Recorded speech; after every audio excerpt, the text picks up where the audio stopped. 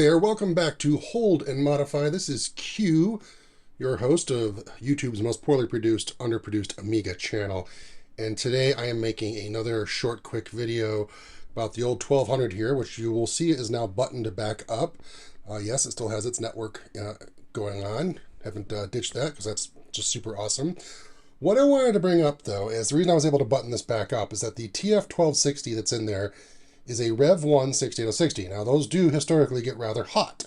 I did have a Rev 5 in here, but that has since moved over into the 4000, as I've made in other videos. You can check those out by going through my channel. I've noticed that this seems to be okay. It gets warm, but it does not get what I would describe as hot.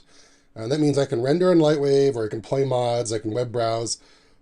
Individually, it's fine. I don't really need this on there anymore. With this on there, of course, the case couldn't go on and it looked kind of ghetto. And the 1200 is such a great looking machine that I just, you know, as long as I follow some simple rules, I can web browse, I can use Lightwave, and it can play mods. I just can't do that all at the same time. So what I have found is that this is the 1200 on a fresh boot, and it's simply only running the Roadshow network stack. And with that running, we are getting about 28 to 40% CPU usage. So as you can see, it definitely, the network stack is definitely hitting up the Amiga there for some CPU power, which would make sense why it kind of runs warm now with the network stack running. So what that means, though, of course, is, well, that's a lot of CPU power being taken away from a program like Lightwave, trying to render in Lightwave, right? Because you fire this sucker up and Lightwave nails the CPU for 100% when it runs. So that's kind of a problem, right? When you're trying to get in here and do your Lightwave business.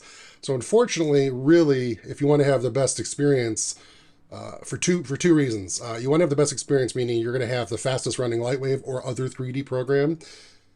And also, you don't want your 060 to overheat and to shut down, right?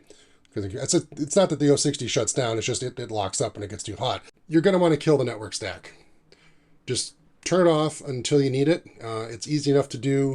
So yeah, unfortunately, if you want to make sure that your Amiga is going to be nice and happy, you're going to want to kill the network stack. You want to go into Roadie and disconnect, just turn it off. Unfortunately, if you did have a drive mounted using the SMB2 handler here, there's no way to unmount that right now. Remember, this is in beta and they are working on it, but there's no way to do it yet. They are working on a tool that will allow you to mount reliably and safely, but that doesn't exist yet. So really, if you want to get rid of that mounted drive, you're going to have to reboot. But yeah, you can disconnect the network stack. And in fact, if we go here, let me just go ahead and click. Now this share is mounted, but I'm going to go ahead and click disconnect.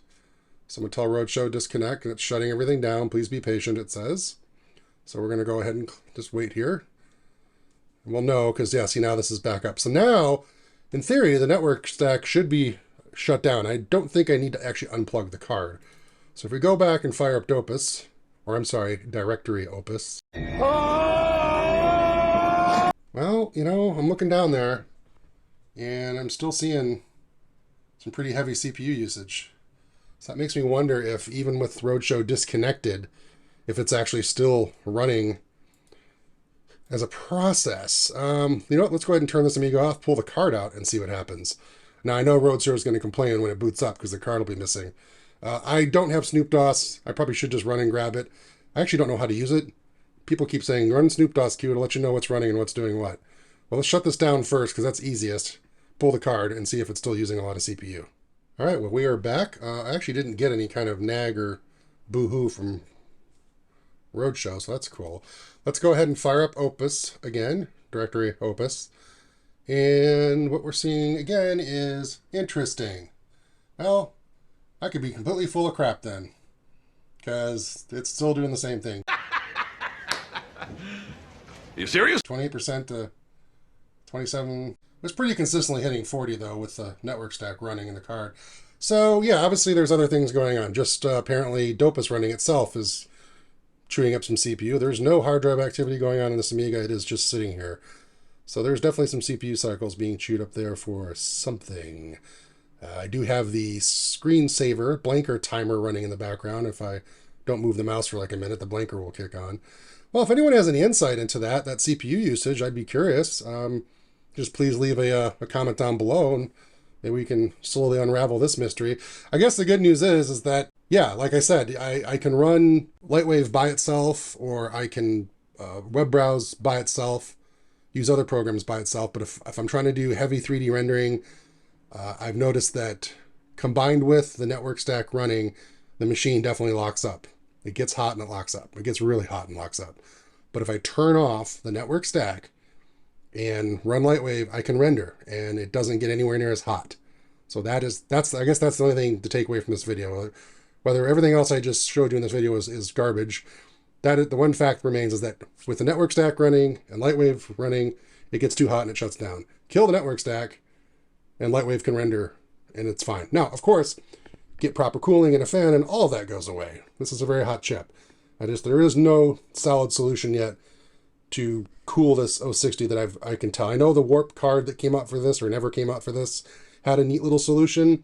Maybe someone could reverse engineer that, or make their own version that hides a fan and cooling pipes or heat pipes or whatever those pipes are called to make this thing cool. But for now, I hope this video gives some insights. So if you do get this set up, if you do go for the network, and you're like a crazy 3D rendering guy like me, and you have an 060 in there, or even an 040, because those get really hot too. Actually, some 040s get hotter than the 060.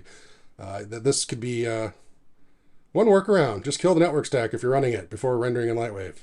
I guess that's this video. All right? Yeah, I'm done with this video.